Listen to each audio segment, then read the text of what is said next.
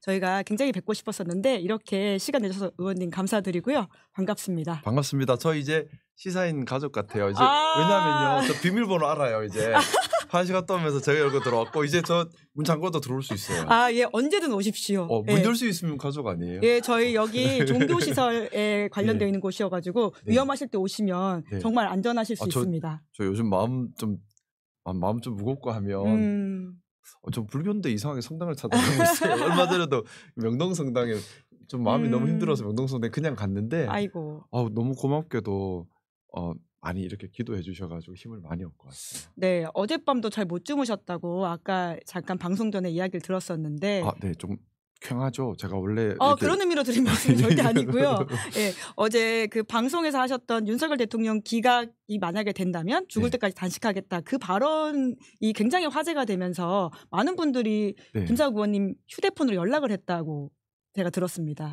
칭찬해 주는 사람보다는 막 그래 잘 됐다 빨리 죽어라는 사람들이 너무 많으셔가지고 참 이게 참 힘들었다는 생각이 들었는데요. 밤새 좀 비난하는 문자만 한 5,000통, 3,000통, 5,000통 정도 온 것 같아요. 계속 끊임없이 와가지고. 그래서 못 주무셨군요. 네? 그것보다 좀 마음이 좀 심란하더라고요. 왜냐하면 아이고. 마음이 심란한 것이 지금 이제 탄핵 선고가 얼마 남지 않았잖아요. 국민들께서 너무나 불안해하고 계세요. 사실 저도 좀 불안합니다. 또 혼란스럽고요. 예. 어떻게 보면 너무나 당연한 거거든요. 비상계엄 사유 없이 비상계엄을 했고요. 내용을 보면 자기랑 반대되는 사람을 잡아서 죽이겠다고 하는 내용이고 정치도 하지 말라, 언론도 통제하겠다, 선관위도 대통령 밑으로 들어와라.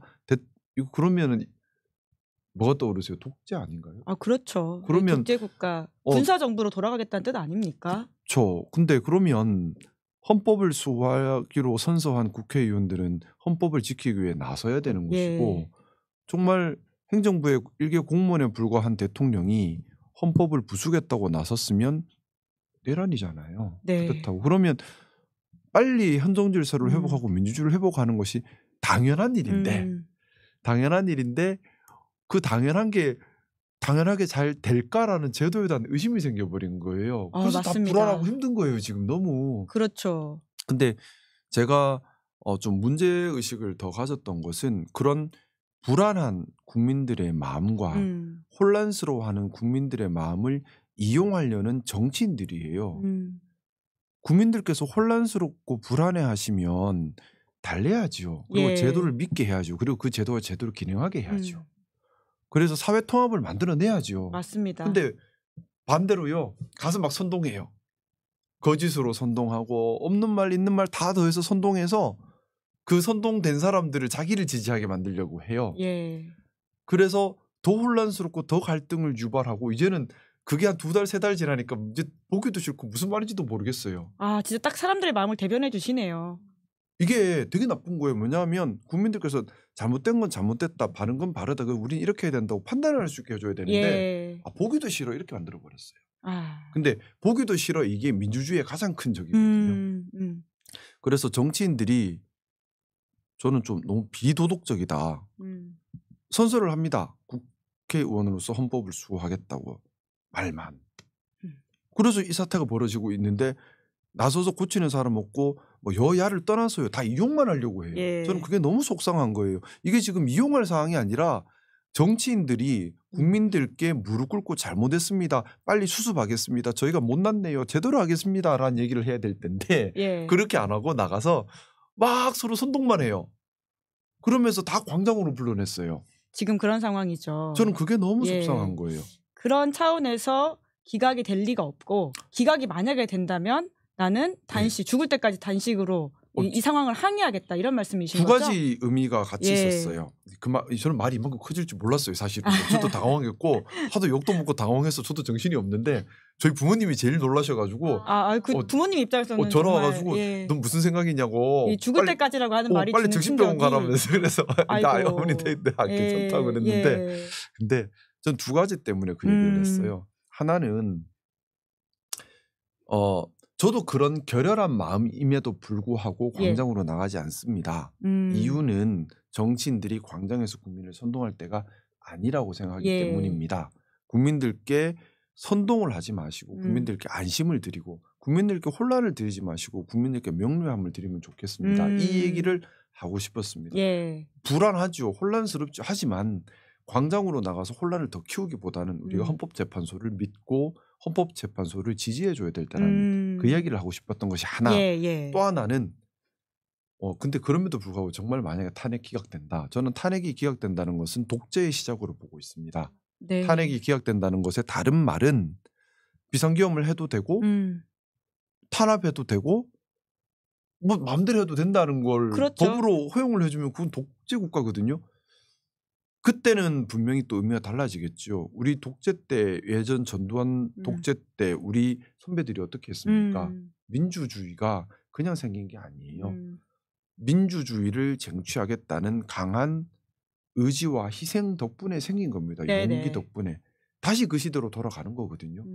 근데 그걸 떠나서 저는 국회의원입니다. 헌법을 수호하기로 한 사람이에요. 근데 헌법 수호를 못한 거죠. 그때가 되면. 저는 책임을 져야 되는 사람입니다. 그 책임을 단식으로. 당연하게 그렇게라도 뭐라도 해야 된다고 생각합니다. 헌법을 지키기로 수호하기로 했던 사람이 못 지킨 거잖아요. 그래서 국민들께서 다시 어둠의 시대에서 민주주의를 위해 투쟁하고 희생되도록 만든 역사의 죄인이 되는 거거든요. 저는 이 땅에 다시 독재가 시작이 된다면 국회의원들은 모두 역사의 죄인이라고 생각합니다. 저희 바로 앞전 프로에서 예. 그 김민하 평론가가 김상욱 의원님 이야기를 하면서 네. 본인도 그렇게 네. 되면 동조단식 하시겠다고 이야기하셨어요. 그게 주는 파장이라고 하는 게 네. 아마 김 의원님께서는 그렇게까지 상황이 될 거라고 생각 못 하셨다고 하지만 이 불안한 마음을 달래고 또 이 상황의 심각성을 더욱더 깨닫게 되게 하는 말이라서 그런 것 같습니다. 사실 뭐 많은 국회의원들이 탄핵 인용, 탄핵 기각, 탄핵 각하의 목소리를 내고 있습니다. 저는 근데 좀 되묻고 싶습니다. 국회의원이 왜 있는지.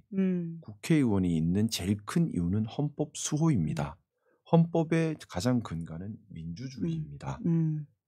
그런데 대통령이 언제든 비상계엄을 해도 되고 또 대통령이 군대를 동원해서 정치적 반대 세력을 척결할 수 있고 언론을 통제할 수 있으면 그건 민주주의가 아닙니다.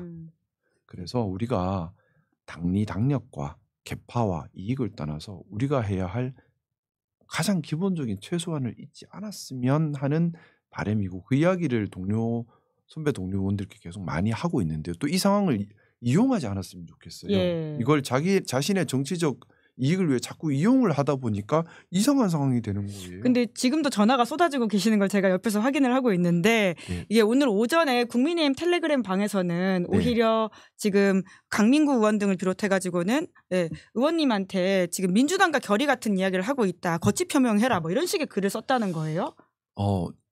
민주주의를 회복하고 헌정 질서를 회복하는데 민주당이 어디 있고 국민의힘이 어디 있습니까? 국회의원이라면 당연히 다 해야 되는 일이죠. 근데 민주주의를 회복하자 잘못된 대통령 돌아오면 안 된다는 얘기를 하는 데 있어서 그게 민주당과 같은 말이니까 민주당이다. 그런 말은 저는 좀 이해하기 어렵고요. 저희 국민의힘 기준으로도 그렇습니다. 국회의원은 일단 헌법 지켜야 되고요. 국민의힘의 국회의원은 당원을 지켜야죠. 우리 당원에도 5.18 정신 또 민주주의, 법치주의, 헌정질서 수호에 대한 얘기를 하고 있습니다. 예. 그러면 국민의힘 국회의원으로서 당원을 지키는 것이 국회의원의 본분이 아닌가. 근데 당원에서 벗어난 당론 그건 좀 문제가 있는 당론이고 그 당론 잘못됐다고 얘기하는 게 국민의힘 국회의원으로서 해야 될 의무 아닌가요? 근데 그 얘기했다가 쫓겨나게 생겼는데요. 쫓겨나면 갈 데도 없는데 큰일 났습니다. 저는 보수주의자로서 보수 정치하고 싶습니다. 예, 댓글창에는 탈당해야 되는 게 아니냐 이런 식의 말씀해 주시는 분도 많으시긴 한데 쫓겨날 수가 있는 상황인가요? 저는 사실 무리 속에 있으면서 무리에서 배척당한다는 게 많이 힘들어요. 그러니까요. 고립감을 많이 느끼실 거라는 생각이 듭니다. 뭐 많이 힘들죠. 그렇다고 제가 누구 손을 잡겠어요. 어쨌든 당에 소속돼 있는데 당을 바르게 하고 싶어요. 그러니까 정통 보수 정당이라고 우리가 얘기하고 있잖아요. 그럼 정통 보수 정당으로서 해야죠. 정통 보수 정당이라는 건 딴 게 아니라 보수의 가치를 실현하는 게 보수 정당이에요. 예. 보수의 가치가 공정하고 합리적이고 개방적이고 포용적이고 자유로운 사회 만들겠다, 헌정질서 지키겠다, 민주주의 지키겠다, 법치국가 지키겠다. 그러면 그걸 하는 게 보수 정당인 거지. 그걸 팽개치고 우리끼리 모여서 정권 잡아야 돼. 아니 우리끼리 기득권 지켜야 돼. 야 우리 잘못한 거 덮어야 돼. 이건 보수 정당이 아니죠. 이거는 보수의 가치를 추구하고 있지 않잖아요. 네, 밖에서 보기에는 지금 국민의힘이 그러한 보수의 가치를 추구하지 않아 보인다라는 지적을 할 수밖에 없거든요. 그렇기 때문에 비록 저 하나지만 끊임없이 자꾸 목소리를 내야 되는 겁니다. 우리는 보수의 가치를 추구하면서 원래 자리로 돌아와야 합니다. 그것으로 국민께 봉사를 해야 합니다라는 목소리를 내야 한다고 생각하고 제 이런 말이 불편한 분들이 분명히 계실 겁니다. 그런데 좀 되묻고 싶습니다. 왜 불편하시죠? 왜 불편하시죠? 한번 물어보셨어요? 답을 좀 들으셨나요? 답이 없으세요? 아. 불편할 말이 아니잖아요. 그러게요. 사실 굉장히 상식적인 이야기여서 어떤 면에서는 아, 이런 상식적인 이야기를 이제서야 듣는다라고 하는 게 좀 뭐라고 할까요? 답답하기도 하고 갈급이 되기도 하고 하거든요. 좀 정치가 저는 그렇게 생각합니다. 어려운 게 정치가 아니에요. 그냥 우리 상식에 또 우리가 쉽게 누구나 납득할 수 있는 게 정치인 겁니다. 그리고 그렇게 돼야 되고요. 예. 그래서 오늘 답장을 또 하신 게 그 오후에는 뉴시스 보도로 김상욱 의원님이 이제 길게 메시지 보내신 게 나갔던데요. 전 나갈 줄 모르고 썼는데 나갈 줄 알았으면 좀 잘 쓸 걸. 저도 그냥 급하게 훅 썼는데 그러니까 지금 나가서 당황했어요. 강민국 의원만이 아니라 조배수 의원과 강승규 의원도 아마 질타하시는 내용을 쓰셨나 보죠. 징계해야 된다. 그랬던 것 같아요. 예. 네. 그 메시지 내용을 못 보신 분들이 있으실 것 같아서 조금 설명을 해드리면 저는 국가에 충성하는 것을 최고의 덕목으로 배우고 자랐습니다. 육군사관학교 지나고 그 얘기는까지 다 나 있나? 예, 다 났습니다, 의원님. 아마 이 메시지를 보고 있는 동료 국민의힘 의원이 있었는데 그거를 이제 뉴시스 기자가 사진 촬영을 해가지고 나가게 된 것 같은데요. 그러니까 지금 하고 계시는 모든 행보들이 오히려 보수 가치에 맞다라는 이야기를 해주고 계시는 거지 않습니까? 의원님들께 그 말씀을 드리고 싶은 겁니다. 제가 대통령 탄핵을 찬성하는 것이 또 탄핵해야 된다고 적극 나서고 있는 것이 우리 당을 미워서도 아니고 또 보수를 부수려고 하는 것도 아니고 제가 보수주의자인데 보수를 왜 부수겠습니까? 그게 아니라 보수가 보수다워야 한다는 얘기를 하는 겁니다. 보수가 보수답다는 건 보수 가치를 지키고 있을 때입니다. 당연히 민주주의, 헌정질서, 법치주의를 지켜야 보수인 거지요. 대통령을 지킨다고 보수가 아니고요. 보수의 가치를 지켜야 보수인 겁니다. 그 얘기를 의원님들께 드리고 싶었고 또 그것을 가지고 오해를 안 하셨으면 물론 저는 저 스스로도 생각이 틀릴 수 있다 생각을 해요. 그래서 늘 좀 습관적으로 내가 맞나? 계속 되돌아보는 습관이 있어요. 근데 여러 번 아무리 되돌려 생각을 해봐도 비상계엄은 잘못됐고요. 비상계엄을 한 대통령이 돌아와서는 안 됩니다. 예. 그러면 탄핵 선고가 결국은 언제가 되는지를 많은 분들이 불안해하고 있는 상황인데 이게 날짜가 안 나와서 또 걱정이 커지고 있기도 하거든요. 저도 불안해 죽겠어요. 만약에 탄핵 기각되면 저는 대통령이 저 가만히 두겠어요? 야, 우리 김상욱 의원님도 지금 노상원 수첩에 이름이 올라가고 체포조에 1단계로 들어갈 가능성이 있다. 여기로 오십시오. 여기가 상대적으로 안전할 수 있습니다. 번호 아시니까요. 이런 이야기를 참 농담처럼 해야 되는 2025년이라고 하는 게 좀 서글픈데 언제쯤 나올 거라는 예상을 좀 하시기 어려운 거죠? 헌법재판소에서 워낙 보안을 유지하면서 하고 있는 것이라서 그런 말들에 휘둘리고 싶지는 않고요. 다만 사회가 너무 극단의 갈등으로 가고 있기 때문에 시간을 오래 끄는 것은 갈등을 더 부추기는 상황인 것 같습니다. 그래서 좀 신속하게 결정을 나왔으면 하는 생각이 있고요. 그리고 결정의 내용이 더 중요하겠지요. 헌법재판소지 않습니까? 그래서 헌법을 지키는 내용이 나왔으면 좋겠습니다. 헌법을 지키는 내용이어야만 하고요.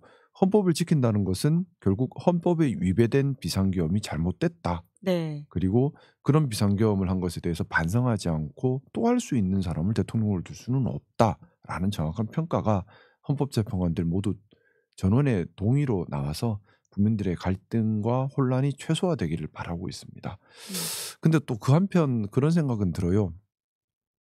헌법재판소 선고 이후가 더 걱정이지요. 사실은 제가 거기에 대한 우려가 좀 많아요. 당연히 인용될 거라고 보시고 하는 전제로 말씀하시는 거죠? 인용되고 난 다음에 대한민국 정치가 어디로 가야 할 것인가. 제가 여러 차례 드렸던 말씀이지만 제가 가장 지금 위기로 느끼고 있는 것이 대한민국 정치 붕괴의 초입 단계에 있다라는 저는 심각한 위기의식을 가지고 있습니다. 무슨 말이냐 하면 조기 대선으로 가겠지요. 조기 대선으로 갈 텐데 아무래도 지금 분위기상으로는 뭐 가능성입니다. 예. 국민의힘이 이길 수도 있겠죠. 근데 국민의힘이 이긴다는 전제는 있어야 된다고 생각합니다. 실질적 의미의 정권 교체, 즉 기존 윤석열 대통령 정권의 연장으로 보여줘서는 안 되고요. 분명히 같은 당이라 하더라도 실질적으로는 완전히 새로운 모습이어야 한다고 생각하고 계엄에 반대하고 탄핵에 찬성한다. 그 두 가지가 징표라고 생각합니다. 예. 일단 그래야 되는데 현실적으로는 아무래도 민주당이 대선에서 이길 가능성이 상당히 높습니다. 근데 만약에 민주당에서 대선이 이긴다 하면 집권 거대 여당이 탄생을 해요. 근데 이제 견제하기가 상당히 힘들죠. 그러면 지금 22대 총선 이후에 구성된 국회 구성으로는 국민의힘이 야당 역할을 잘 해줘야 될 텐데 문제는 소수당이죠. 예. 근데 소수당이 견제 역할을 하려면 꼭 필요한 것이 있습니다. 국민의 강한 지지입니다. 그것이 없으면 집권 거대 여당을 견제할 방법이 없어요. 근데 우리 당이 좀 염려스러운 게 더 강성으로 갈 것 같아요. 근데 더 강성으로 가면 국민들이 지지를 할 수가 없겠지요. 그러면 국민들의 지지를 받지 못하는 소수야당, 더 강성으로 가는 소수야당이 돼버리면 국민의 의사를 반영 못하고 저쪽으로 극단으로 가버립니다. 예. 그 상황에서 그러면 집권 거대 여당은 더 함부로 할 수 있게 돼요. 그걸 이유로 더 독주를 하게 되거든요. 예. 그러면 집중된 권력은 부패할 수밖에 없다는 걸 우리가 역사적으로 알고 있잖아요. 컨트롤이 안 되는 겁니다. 자, 그 상황에서 그럼 정치적으로 매우 불안한 상태가 되고 이 상태에서는 포퓰리즘과 또 극단주의가 득세하는 정치적 붕괴 현상이 벌어질 텐데 문제는 여기서 그치지 않아요. 뭐냐하면 대한민국 경제가 어렵습니다. 예. 또 대한민국이 지금 축소 사회입니다. 경기도 주로 인구도 주고 다 줍니다. 국제 경쟁력도 잃고 있어요. 자, 그러면 정치 붕괴가 경제 붕괴를 가속화시키고 경제 붕괴가 정치 붕괴를 가속화시키고 이런 정치와 경제 붕괴가 사회 붕괴를 가속화시킬 수 있는 이런 악순환의 고리에 들어갈 수 있어요. 국민의힘이 정신 차려야지만 저는 그래서 너무 간절한 겁니다. 예. 국민의힘이 집권을 하고 안 하고를 떠나서 예. 건강한 보수 정당으로 반드시 바로 서야지만 이 악순환의 고리를 멈출 수 있기 때문에 제가 국민의힘에서 간절히 하고 싶은 일이 건강한 보수 정당으로 건너게 하는 일입니다. 그것만이 이런 악순환의 고리를 멈출 수 있다라는 생각인데 현실적으로는 좀 계란으로 바위치기라서 어렵긴 해요. 스스로 이런 말씀 바로 하시니까 뒤에 질문을 못하게 만드시는 것 같은데 이제 그럼에도 불구하고 말씀하신 그 기준에 들어간다라는 국민의힘 안에서 정치인 유력 주자라고 한다면 한동훈 전 대표가 가장 많이 떠오르긴 하거든요. 여튼 조금 예. 넓게 본다면 예. 한동훈 예. 대표님, 유승민 대표님 예. 그리고 또 오세훈 시장님까지도 세 분은 계엄에 반대를 했고 예. 탄핵에 찬성하신 분들로 알고 있습니다. 예. 그게 최소한의 자격 요건이다라는 생각을 가지고 있습니다. 네. 근데 또 일각에서는 네. 의원님을 친한계로 분류하기도 했지 않았습니까? 쫓겨나서 뭐. 거기서부터 쫓겨난 거예요? 왜 이렇게 다 쫓겨나는지 모르겠어요. 아니 왜 쫓아냈다고 보세요? 네, 뭐 여러 가지 이유가 있을 텐데 뭐 저도 잘 몰라요. 근데 제가 그 전에는 참 친하게 다들 잘 지냈는데 5.18 민주묘지 갔다 오겠다 하니까는 이제 그냥 갑자기 나가라 됐는데 저는 5.18 민주묘지를 반드시 가야 한다고 생각을 했습니다. 시급하고 중요하고 또 옳은 일이기 때문에 해야 한다고 생각했고 같이 하기를 원했는데 좀 그렇게 되지는 못했어요.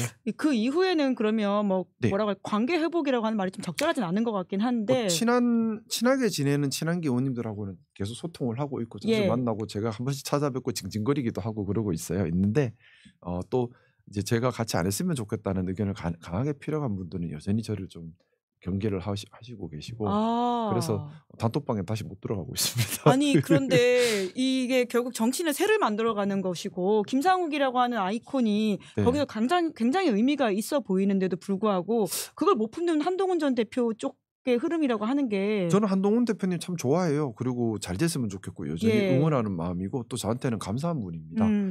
뭐 추정컨대 현실적인 이유가 있지 않았을까 하는 생각을 추정을 하고 있어요. 어떤 현실적인 경선으로 가려면 아무래도 국민의힘에 지금 너무 강성 지지층만 당원으로 돼 있다 보니까 품어 안아야 될 텐데 제가 있으면 방해가 될 수 있지 않았을까라는 생각을 해보고 있습니다. 근데 그래서 좀 국민들께 그런 말씀을 드리고 싶어요. 국민이 보기 싫더라도 이럴수록 건강한 당원들이 좀 많이 들어와서 건강한 당원들의 목소리가 반영이 되었으면 그래서 국민의힘이 건강해지는 것이 단순히 당의 문제가 아닙니다. 아까 말씀드렸던 것처럼 국민의힘이 건강한 보수가 되어야지 다른 당도 건강한 진보가 될 수 있고 정치가 건강해야지 경제도 건강하게 돌아갈 수가 있고 그래야지 사회도 건강해지는 겁니다. 근데 지금 저는 정말 요즘 너무 간절한 마음인 것이 시간이 갈수록 정치가 건강해지지 않고 말씀드렸던 건 정치 붕괴의 초입에 들어가고 있으니까 사명감, 책임감 이런 걸 좀 많이 느끼고 있습니다. 예. 이걸 제가 근데 제가 힘이 너무 적네요. 어떻게 하기에는. 아니 좀 이게 뭐라고 위로의 말씀과 응원과 격려를 드려야 될지가 참 슬프다라는 생각이 드는데요. 보수 정당의 건강함을 위해서라도 김상욱 의원님의 목소리를 좀 더 기울여야 된다라는 생각이 드는데 쫓겨나면 이걸 바꿀 기회도 없어지는데 그래서 안 쫓겨나야 되는데 지금 쫓아내려고 그래서 아니 진짜 쫓겨나게 될 경우에는 네. 다른 당으로 갈 가능성이 있으신가요? 저는 그런 생각을 안 하고 있어요. 왜냐하면 말씀드렸던 것처럼 제가 정치하는 게 제가 더 편하려고 제가 입신양명하려고 제가 자리 욕심나서 하는 게 아니거든요. 저는 뭐 말씀드렸던 것처럼 계란으로 바위치기인데 그럼 계란이 깨지죠. 제가 깨질 거예요. 내가 깨질 거 알고도 한다. 깨질 수밖에 없어요. 근데 사회 이제 시간의 선후 문제만 있지 언젠가는 사회적 평가도 또 저의 입지도 너덜너덜해져서 기댈 데가 없이 될 겁니다. 근데 그래도 괜찮아요. 그래도 괜찮은데 우리 당이 건강한 보수가 되어야만 한다는 생각이 많아요. 왜냐하면 그래야지만 이게 좀 안정이 돼요. 정상적으로 정치가 돌아가야지 무너지는 사회와 무너지는 경제를 건져낼 수가 있습니다. 일단 우리 당부터 건강해져야 되고 건강한 보수가 자리를 잡아야 포퓰리즘도 막고요. 극단주의도 막을 수가 있어요. 네. 그란트푸스님이 그란트푸스님이 아니라 많은 분들이 굉장히 응원하는 댓글을 넣어주고 계시는데요. 감사합니다. 여기서 와서 기운 받고 와요. 밤새 욕 먹다가 여러분 좀 댓글을 많이 넣어주십시오. 오늘 칭찬 받으니까 되게 낯설긴 한데 좋아요. 아 그래요? 아 진짜 그 악플에는 문자에는 답장 안 하셨죠? 뭐 다 어떻게 삭제하셨습니까? 처음에 한두 개는 하다가 5천 통씩 오니까 답장을 할 수가 없어요. 아이고, 그냥 삭제. 근데 저는 조금 오래 살고 싶은데 빨리 죽어라는 사람들이 많아서 그래도 좀 살면 안 될까요? 참 여러분 하고 싶은 게 많습니다. 오히려 그란트푸스님께서 이제 기억하는 김상욱 의원님을 뒤에서 기억하는 국민이 많다, 외롭지 않으시다 이렇게 이야기를 하셨습니다. 감사드립니다. 힘내겠습니다. 네. 제가 더 웃음을 많이 드려야 되는데 염려를 드려 죄송합니다. 제가 더 많이 웃을게요. 네, 의원님 이게 염려를 주시는 건 아니고요. 이게 이 국민의힘에서 의원님을 소위 말해 왕따시키는 상황 때문에 염려를 하는 것이지 김상욱 의원님이 사람들을 걱정하게 만드시는 건 아니다 이런 이야기를 드리고 싶은데 더 많이 웃겠습니다. 제가 좀 좋은 기운을 많이 나눠지는 그걸 되게 낙으로 삼는데 정치 들어와서 계속 이렇게 원래 이렇게 안 살았는데 제 주변에 오면 다 행복하게 만들어 드리려고 이렇게 했는데 행복 전도사. 근데 여기 정치 오니까 쉽지 않네요. 정치도 그래도 언젠가는. 그래도 그렇게 하려고요. 다 많이 웃어야 돼요. 아까 말씀하셨던 행복하세요. 짜잔. 의원님 덕분에 웃었습니다. 이 해맑음으로 저희가 한번 이 상황을 헤쳐나가면 좋을 것 같은데 정치적인 질문을 좀 드리자면 결국은 개헌 반대 탄핵 찬성이라고 하는 큰 어떤 연대를 정치권에서 만들어가는 게 중요하다라고 한다면 꼭 그 정당이 아니더라도 그러한 대선에서의 흐름에는 함께 동참하실 수 있으실까요? 질문이 어려워요. 야권에서 그런 이야기를 꽤 하고 있지 않습니까? 꼭 국민의힘이 왜냐하면 국민의힘에는 그런 후보가 당선될 가능성이 좀 낮아 보이고 지금 뭐 김경수 지사를 비롯해서 야권 주자들이 반 개헌 탄핵 찬성하는 큰 흐름에서 어떤 뭐라고 할까요? 야권 연대를 만든다라고 하는 차원에서 뭘 해보자라는 이야기를 하는 사람도 있거든요. 역시 질문은 어렵지만 제대로 얘기를 말씀 올리자면 그러니까 제가 머리가 안 좋아서 제가 어렵게 질문을 드렸습니다. 그러니까 야권 연대가 크게 만들어지면 들어가실 수 있을까요? 좀 올리겠습니다. 뭐냐 하면 이제 만약에 탄핵이 이루어져야 되겠죠. 탄핵이 이루어지고 나면 말씀 올렸던 것처럼 그 다음에 이 우리나라 정치의 중요한 테마는 권력을 어떻게 견제할 것인가로 바뀐다고 봅니다. 그러니까 대통령 탄핵 때까지는 민주주의 회복, 헌정질서 회복이 중심입니다. 그런데 탄핵이 되고 나면 그 다음부터는 어떻게 권력을 견제할 것인가로 바뀌어요. 그러면 저는 생각에 외롭더라도 다수 권력에 함께가기보다는 그걸 견제하는 목소리를 내는 게 역할이 아닌가라는 생각을 가지고 있고요. 당연히 막 뭉쳐가지고 여기가 다수 약간 일로 와 따뜻해 하면 가면 따뜻하겠죠. 근데 그러려면 누가 견제해요? 그래서 이제 그때부터는 견제가 더 중요한 테마가 예. 아닐까라는 생각을 지금은 가지고 있습니다. 예. 언제나 권력에 맞서는 역할을 하시겠다라고 하는 게 김사욱 의원님의 저도 따뜻한 데 테마라고 좋아하는데. 이해하겠습니다. 저도 따뜻한 데 가고 싶은데 누가 역할 좀 바꿔줄 사람이 따뜻한 데 가고 싶다. 나 역할 좀 바꿔달라라고는 SOS까지 보내고 계시는데 네. 김사욱 의원님한테 이제 굉장히 중요한 정치적인 어떤 뭐라고 할까요? 이 각성 혹은 뭐 이렇게 상황에 대한 사람들을 인식하게 만드는 계기가 12.3 계엄이었던 것 같긴 합니다. 네. 그날 의원님은 계엄 소식을 언제 어디서 들으셨어요? 말해도 되나? 이렇게 리드를 하시면 너무 궁금하죠. 특별한 건 아니고요. 저 서초동 쪽에서 예. 이제 법대 선후배들이랑 검사님들이랑 이래가지고 저녁 먹고 있다가 법조인 출신이시니까 네네 이제 대검에 있는 친구들이랑 이래 같이 해가지고 저녁 오랜만에 봐서 반갑다 예. 하고 있다가 갑자기 비상계엄하길래 뉴스로 예. 근데 너희는 아니고 얘들도 몰라요. 그래서 이거 뭔가 이거 잘못됐구나. 왜냐하면 비상계엄이라고 하는 것은 헌법상 사유가 전시 상태 또는 준전시 상태인데 그 준전시 상태라는 것을 아주 엄격 해석하게 되어 있어서 실질적으로 전시와 같은 상태를 얘기하는 거예요. 그럼요. 그리고 또 전시 상태라고 하는 것들도 그냥 단순한 전시를 얘기하는 게 아니라 정말 국가가 무너지는 전시 상태를 얘기하는 거거든요. 그렇다 그러면 사실 그 상황이면 국민들이 다 알고 있는 상황이어야 되는 거예요. 기본적으로 비상계엄 할 수밖에 없는 상황이네라고 미리 인식할 수 있는 상황에서 할 수 있는 얼마나 나라가 거예요. 위험한지 다 알아야 되는 상황. 그래서 국민들이 다 동의할 수밖에 없는 상황에서 국민의 기본권을 제한에 들어가는 겁니다. 근데 우리 다 뜨아했잖아요. 그 상황이 아니었다는 거죠. 그 자체가. 뉴스 보고 뜨아하시고 바로 여의도로. 검사님들도 다 뜨아하길래 이 사람들도 몰랐구나. 그럼 이거 정말 사유가 없다. 제가 검사님들도 뜨아할 정도면 다 몰랐다는 거잖아요. 그러면 사유가 없는 거죠. 예. 그래서 바로 당의 지침에 따로 나오는 것 없이 국회로 가셨다고요? 국회의원이라면 최소한의 판단 능력이 있어야 한다고 생각합니다. 국회의원은 헌법을 준수하겠다고 선서한 사람이에요. 그럼 첫 번째 이것이 헌법에 반하는지, 두 번째 그러니까 비상계엄 사유가 있는지 없는지 이건 국회의원이면 당연히 판단을 해야죠. 두 번째 그 판단이 섰다면 어떻게 풀 수 있을 것인가, 못 풀면 어떻게 될 것인가, 이 정도는 판단할 수 있어야 되지 않아요? 그러면 못 풀면 당연히 제2의 광주항쟁 같은 일이 벌어지고 독재국가로 갈 수 있겠죠. 그럼 푸는 곳은 국회밖에 없죠. 또 국회의원은 헌법 수호 의무를 최우선 의무로 선서를 했습니다. 헌법 수호를 위해서 일반 국민들보다 가장 먼저 목숨 내놓고 뛰어가야 되는 사람들인 겁니다. 자, 그러면 답 나왔죠. 당론이 중요한 게 아니에요. 당론보다 먼저가 가는 겁니다. 근데 제가 우리나라 진영 정치의 문제를 얘기하고 싶은 게 이런 부분이에요. 뭐냐면 진영 정치에 갇혀 있다 보면 판단력과 소신을 가지고 있는 정치인은 배척을 해버립니다. 당에서 부담스럽거든. 지금 그런 상황이신 것 근데 같은데요. 우리 당 이 당 할 것 없이 다 그래요. 그냥 말 잘 듣고 충성 다하는 그냥 맹목적인 사람들을 예뻐해 키워줘요. 야 그거 잘못됐잖아. 그건 아닌데 내 생각은 하는 사람 다 나가라 그래요. 자 그러다 보니까 왜냐하면 싸움으로 보다 보니까 그래요. 옳고 그름을 생각을 안 하잖아요. 그러다 보니 막상 이런 일 터졌을 때 다 당론이 뭐야? 네. 그때도 이걸 자기 스스로 판단하지 않고 헌법에 기반해서 판단하지 않고 당론이 당론만 뭐야? 기다리고 있다. 그런 상황이 돼버리는 거예요.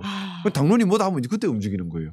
근데 국회의원이 그러면 어떻게 해요? 그러게요. 비상계엄인데. 국회의원 한 명 한 명이 헌법기관인데 그러면 어떻게 해요? 그때 그래서 바로 이상하죠. 국회로 뛰어가셨다는데 사실 의원님도 1980년생이시고 정확히는 비상계엄을 겪어봤던 세대가 아니잖아요. 근데 그런 거 치고는 굉장히 조금 일사불란하게 빨리 뛰어가서 비상계엄 해제에 또 투표를 하시지 않았습니까? 단순 그게 아니라 되게 참담했어요. 민주주의가 국회에 무장군인이 총 들고 들어와서 막 하는 걸 보니까 이게 무너졌다 민주주의가. 담 넘고 들어가셨어요? 저는 일찍 갔어요. 엄청 일찍 가서 서초동에서 담 안 넘어도 됐어요. 근데 좀 너무 일찍 갔나 봐요. 담 넘는 장면이. 담을 넘으면 저는 한 번에 그냥 폴짝 뛰어넘을 수 있는데 제가 점프력이 좋거든요. 근데 일단 저는 문 열고 조심히 들어갔는데 너무 빨리 들어갔어요. 진짜. 근데 좀 있다 보니까 군인들이 몰려드는데 너무 참담했습니다. 민주주의가 이렇게 무너지는구나. 너무나 참담했고 그래서 한동안은 그때 장면만 생각하면 눈물이 나서 울컥울컥 했었는데 그리고 국민들께 송구한 마음 또 너무나 참담한 마음 또 무거운 책임감 이런 게 같이 오니까 눈물부터 나더라고요. 이걸 왜 못 막 우리 정치가 왜 이 모양인가 때문에. 근데 어쨌든 제가 비상계엄을 직접 어릴 나이니까 경험한 건 아니지만 우리 다 알잖아요. PD님도 아시고 다 아시지 않아요? 기자입니다. 기자님도 아시고 모르지 예. 않잖아요. 예. 비상계엄이 어땠는지, 그 비상계엄 때문에 전국에서 어떤 항쟁이 일어났는지, 그래서 그 이후에 광주에서 어떤 일이 있었는지, 그리고 이걸 무너진 민주주의를 되찾기 위해서 우리 국민들, 우리 선배들이 얼마나 많은 피를 흘렸는지 우리가 다 봤지 않습니까? 그걸 되풀이할 수는 없잖아요. 근데 오히려 그 당시에 이제 추경호 원내대표를 비롯해서는 당사로 가지 않았습니까? 네. 그에 대한 비판도 있는 것이고요. 뭐 여러 가지 생각들이 있었겠죠. 근데 아니라고 믿고 싶은데 그 중에 한두 분이라도 혹시라도 어느 줄에 서야 되나 하는 생각 때문에 그랬다면 정말 부끄러운 거라고 생각합니다. 동료들과 대화하는 방법이 있으세요? 사실 저희보다도 훨씬 더 그런 보수 성향 혹은 경우에 따라서 극우 성향인 동료들을 상시 마주하셔야 되고 의원총회 같은 거 들어가기가 너무 힘드실 거라는 생각이 드는데요. 아무래도 무리 중에 극소수잖아요. 예. 이제 친한계의 보호도 못 받는 극소수다 보니까 아이고, 예. 사실 많이 위축돼요. 그리고 힘들고 뭐 그건 사실이에요. 제가 그렇게 잘난 사람이 아니라서요. 제가 그렇게 막 강하고 잘난 사람 아니에요. 저 되게 보들보들한 사람인데 들어가면 좀 무섭고 안 가고 싶고 그래요. 근데 심지어 명태균 특검법은 유일하게 여당에서 반대표 찍지 않으셨습니까? 3일간 밤잠 못 자면서 고민하셨다 이런 인터뷰를 제가 보긴 했는데 네. 어떻게 근데 그런 결정을 사실 하셨어요? 비상계엄 해제와 탄핵 찬성은 너무나 옳고 그름이 명확하기 때문에 고민할 필요가 없죠. 오직 용기만 있으면 돼요. 그것도 없는 분들이 많은 것 같습니다. 근데 명태균 특검법 같은 경우는 상당히 곤란스러웠어요. 뭐냐하면 첫째는 특검법이라는 것이 보충성의 원칙에 맞아야 되는데 남용되는 것은 아닌가 우려스러운 부분도 있었고, 두 번째는 이것이 정쟁에 악용될 수 있다. 민주당 쪽에서 정쟁에 사용할 수 있으니까. 세 번째는 같은 당 동료를 대상으로 하는 수사를 들어갈 수도 있으니까 그것도 상당 부담이었고요. 그래서 제가 창원지검에서 우리 당 압수수색할 때부터 제가 대응을 했었거든요. 그때 당 압수수색할 때 제가 대응을 했는데 그때부터 계속 소원으로 빌었어요. 제발 수사 야물게 해가지고 내가 특검법을 반대할 명분을 만들지 말고 정말 좀 수사 좀 잘해주고. 나 지금 반대하면 나도 너무 힘들다. 지금도 힘든데. 창원지검아 제발 이래라. 제발 일 좀 잘해라. 일 좀 잘해라. 일 좀 잘해라. 난 너를 믿어. 이러고 있었는데 결정적으로 그 믿음을 깨버렸어요. 뭐냐? 녹취록 보셨잖아요. 예. 김건희 여사와 윤석열 대통령이 윤석열 대통령인가 김건희 여사 순서를 반대로 하면 안 되지. 그 녹취록에 보면 공천에 정면으로 개입을 했어요. 네. 그리고 그걸 거짓말로 감추려고 했던 게 다 드러났어요. 다 드러났는데 검찰에서 그걸 제일 먼저 확보를 했을 거지 않습니까? 확보를 했음에도 불구하고 2달 동안 아무 수사를 안 한 거예요. 그게 그 녹취록 공개로 그게 다 드러나 버린 겁니다. 네.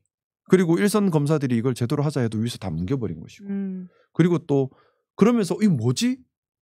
이거는 잘못이잖아요. 뭐냐면 잘못됐는데 부정의한 일인데 이걸 정치적 목적, 정치적 이익 또는 정치적 힘으로 눌러버리고 없애버리려고 한다면 그건 부정의한 거예요. 정의롭지 못한 겁니다.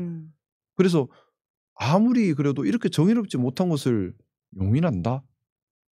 그것도 이렇게 큰 사안을 이게 너무나 이게 마음이 걸리는 거죠. 그리고 또 검찰에서 그 후에 있었던 모습들도 저로 하여금은 계속 의문에 들게 했어요. 예를 들어 김성호 경호청 차장에 대해서 구속영장 청구를 안 해요. 그러니까요. 저도 변호사로서 사건 정말 많지. 구체적으로 다 살리지 않았지만 대충 봐서 10,000건 이상은 처리했을 거예요. 저도. 근데 제가 변호사로의 상식으로 봤을 때는 이해가 안 돼요. 그런 경우 처음 보신 거예요? 말도 안 되죠. 아니 100% 영장 발부사인데 영장 청구를 안 해. 그래서 못 믿겠다. 얘들 지금 뭐지? 얘들 지금 대통령 지키려고 그냥 법의 기준을 안 지키는 건가? 그러고 나서 이제 3일을 고민한 거예요. 고민하고 이거 하면 진짜 욕먹겠다. 그리고 진짜 입장 곤란해지고 천에 외톨이 돼서 잘못하면 칼 맞아 죽겠구나. 짜노 좋겠노 하다가 에이고 그래도 어쩔 수 없다. 이거는 잘못된 건데 이 특검 아니고는 밝힐 방법이 없겠다 하고 찬성을 누르고 나서 그러고 나서 기회 닿는 데마다 민주당이 악용하지 마라. 악용하면은 여론의 반작용을 겪을 것이다. 정쟁에 악용하지 마라 얘기를 하고 다니고 있는 중인데 찬성할 수밖에 없었죠. 그래서 검찰이 미워줘요. 너무 있다. 검찰이 좀 안 그랬으면 좋겠어요. 명분을 줬으면 반대할 명분을 줬어야 되는데. 김상욱이 미리 부고장을 올립니다라고 댓글을 달아주시네요. 저 부고장 어제 한 3,000개 받았는데. 아이고. 죽을 때까지 응원한다는 말도 있습니다, 의원님. 예. 오래 살 거예요. 예, 오래 사신다라고 하고요.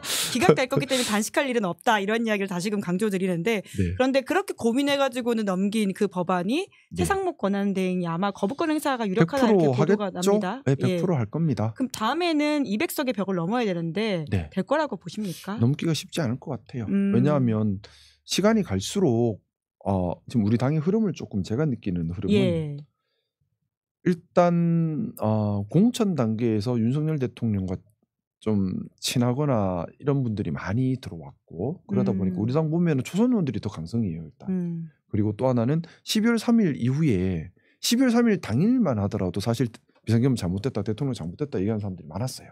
그런데 그때는 가까운 국민의힘 동료들도 잘못됐다고 이야기를 많이 했다.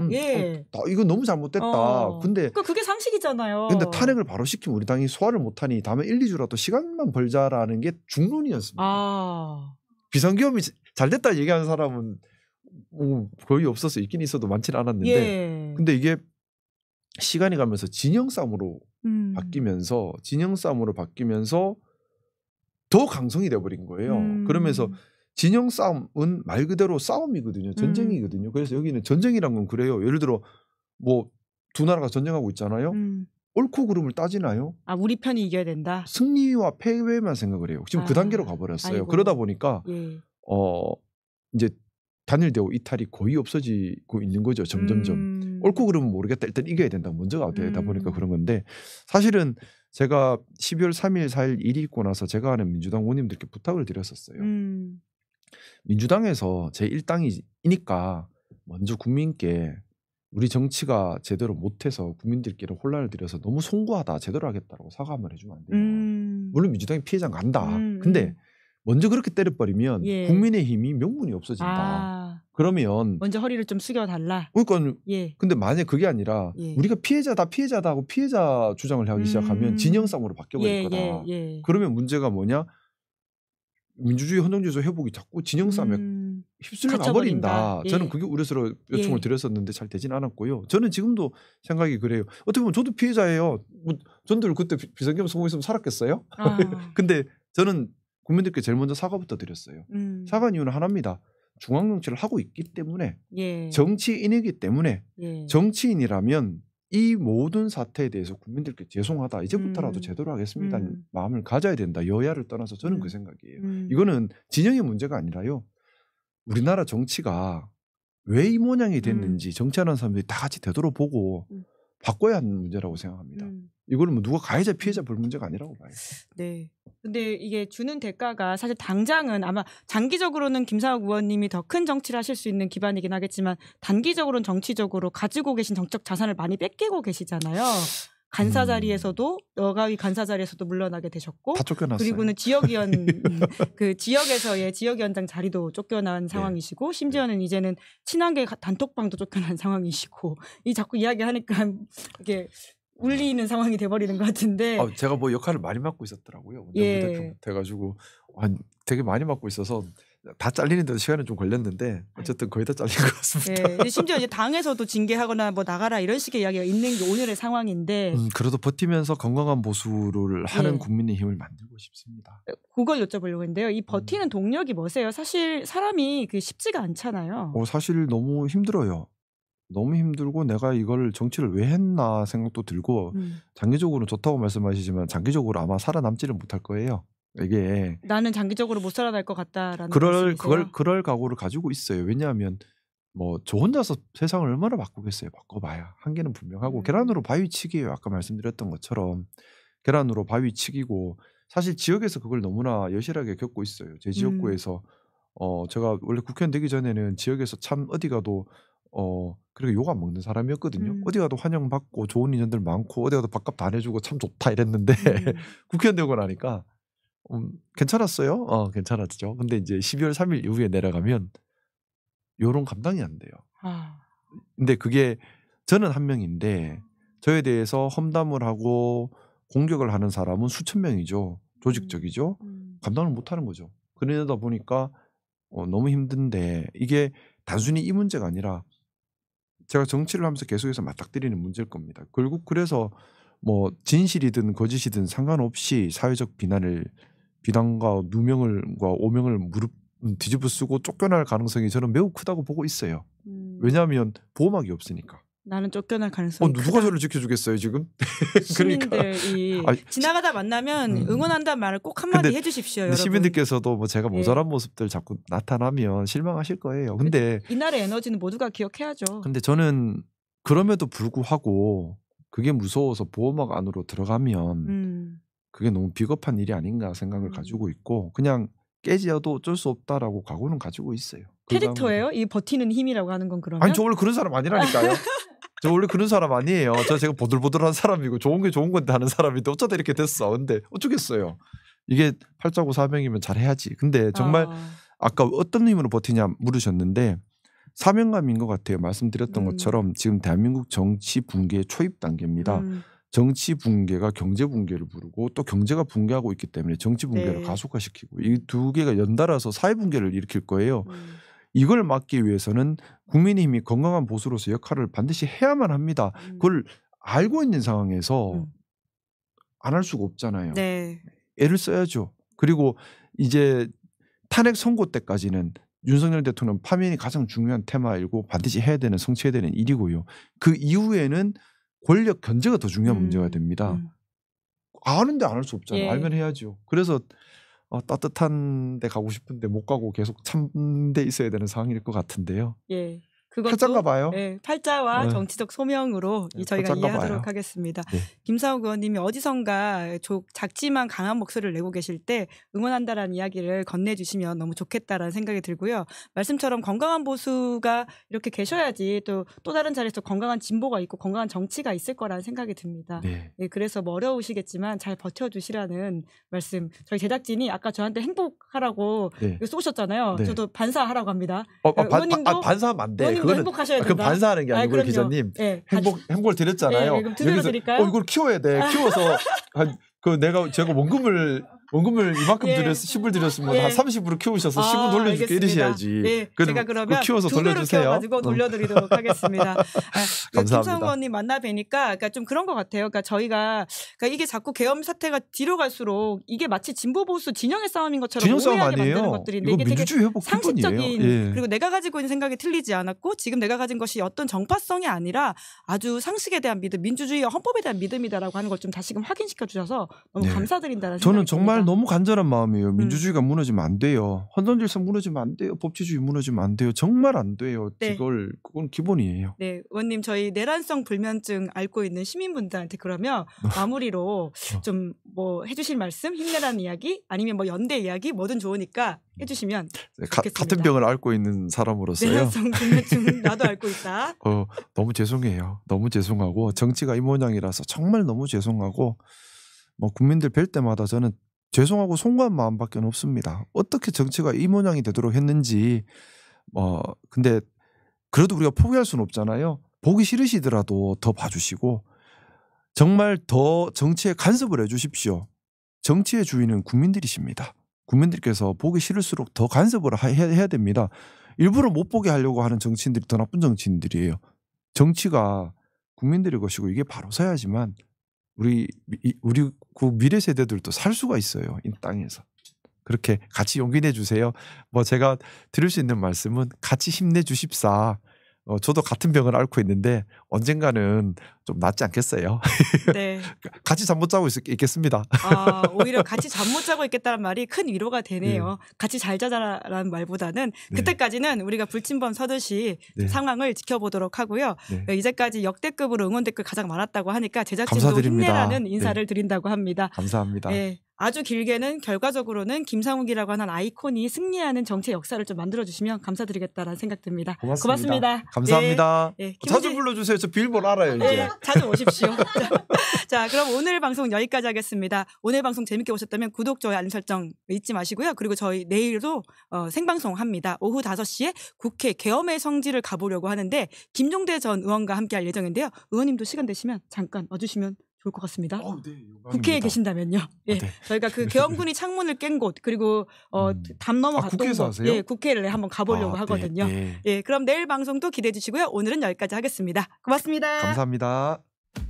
시사인이 만드는 정치 라이브 김은지의 뉴스인 매주 월요일부터 목요일까지 오후 5시에 생방송됩니다. 구독, 좋아요, 알림 설정으로 함께해 주시면 큰 응원과 격려가 됩니다.